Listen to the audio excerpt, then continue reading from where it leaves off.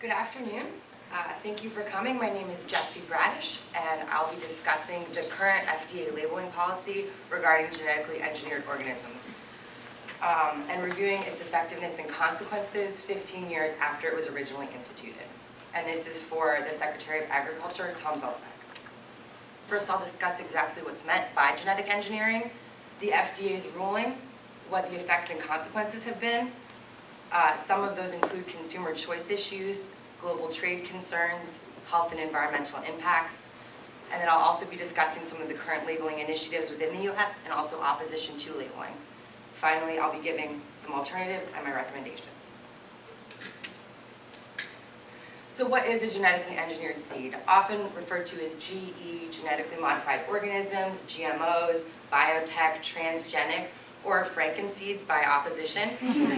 These are actually, you're injecting genes from other organisms or species using recombinant DNA technology. This is not the traditional agriculture of traditional agricultural breeding. So here you can see in this picture an example of how you actually remove a gene that has a desired trait and insert it into another organism. GM corn is often either carries a pesticide or herbicide resistant gene. So the history of genetically engineered crops, they were first brought to market in 1996, and now they constitute 10% of global crop production. More than half of that is in the United States. 95% of GMOs are produced in 5 countries. And as you can see here, the US produces 67 million hectares of GMOs. As you can see here, there are 5 main crops that are genetically modified currently in the United States. That's corn, cotton, canola, soy, and sugar beets. And some of them are more than 90% genetically modified currently in US production, and that's in 14 years. The HT means herbicide tolerant, and the BT is a pest-resistant insecticide, so the plants are actually producing their own insecticides. Which brings us to some of the commercial issues around this GE production. 93% of soy in the United States carries the patented Roundup Ready gene, and 73% of corn. This is a patent that Monsanto enforces, and they've gotten more than $160 million from farmers for patent infringement. These 4 companies hold more than 50% of commercial seed trade worldwide, and this is a representation based on size. So even though this does not directly relate to the issue of FDA regulation and labeling, I think it's extremely concerning that a corporation can hold a patent and enforce it, and yet we do not consider that substantially different when it comes to labeling for the consumer. So this is the FDA's actual policy on labeling, and you can see here that we're utilizing an approach that's identical in principle to those plants that were developed using traditional plant breeding. This is clearly not the same as traditional plant breeding for many reasons. And that's something that the USDA has already recognized. As you can see here, these regulations were developed before modern agricultural biotechnology was invented. Therefore, they do not necessarily apply and need to be reviewed. And the U.S. Congress has admitted that an informed consumer is essential to free market economics. In order to protect the integrity of our system, we need to give consumers the choice on these issues. And it is the FDA's mission to provide this science-based information to consumers so that they can maintain and improve their health.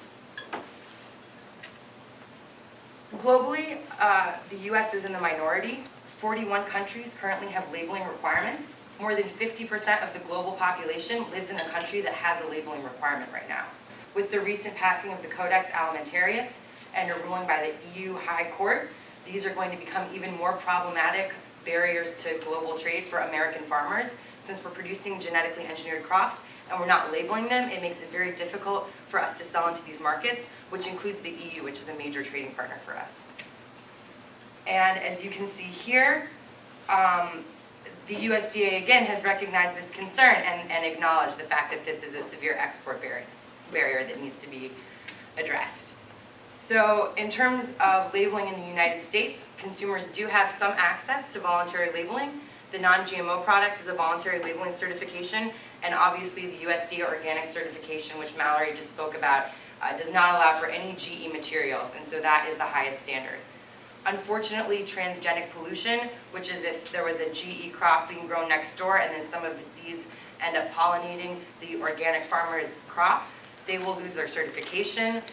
Tom Vilsack has actually recommended an insurance policy to pay organic farmers who lose their certification, but that they can never really get those crops off their land because of the herbicide tolerance that these crops have. They're extremely difficult to get rid of once they've been introduced to an environment.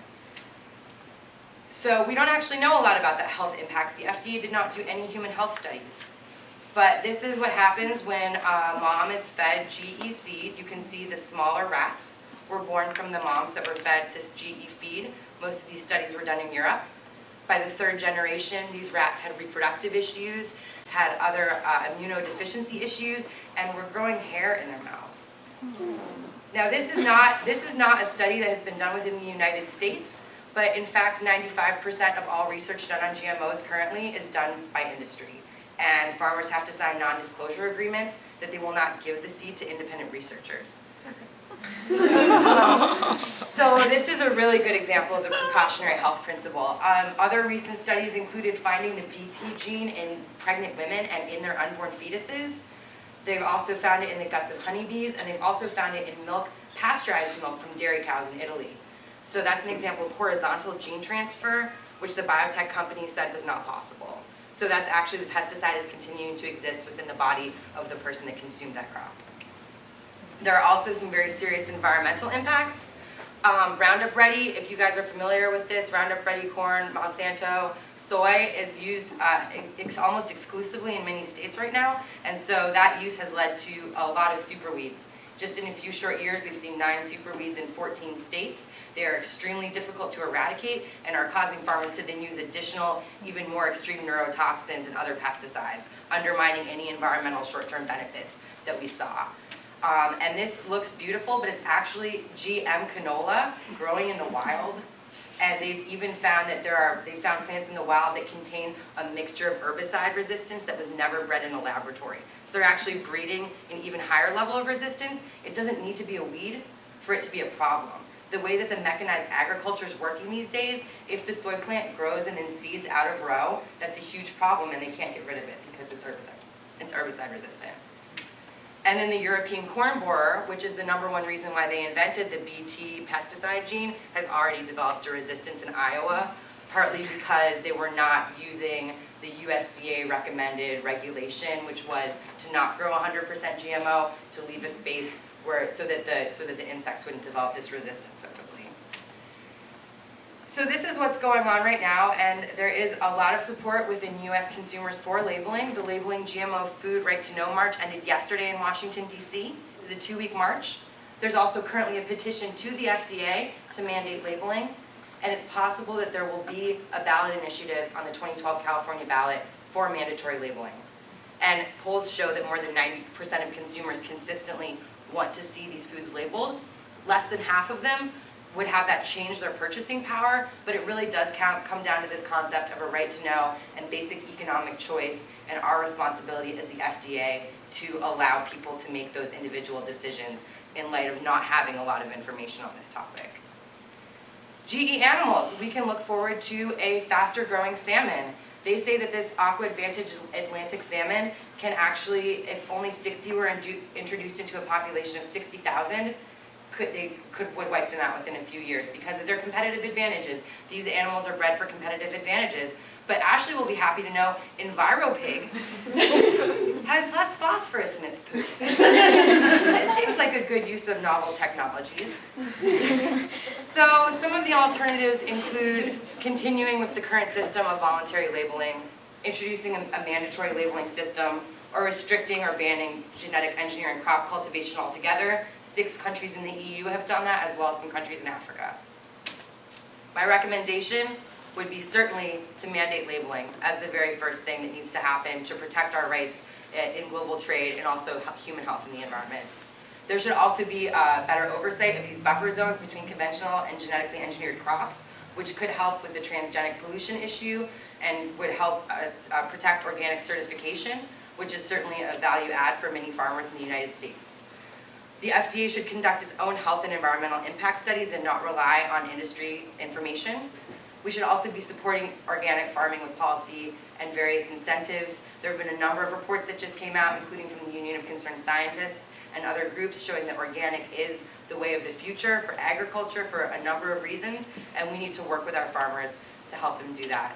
And lastly, the FDA needs to work with the USDA and EPA, and they all need to review and revise their regulations collectively. The fact that 3 agencies play different roles in this is really creating a patchwork that makes it difficult for oversight. And I didn't discuss what those other agencies are doing, but they're more in the implementation and regulation oversight. So here are some of my resources, and thank you for your time.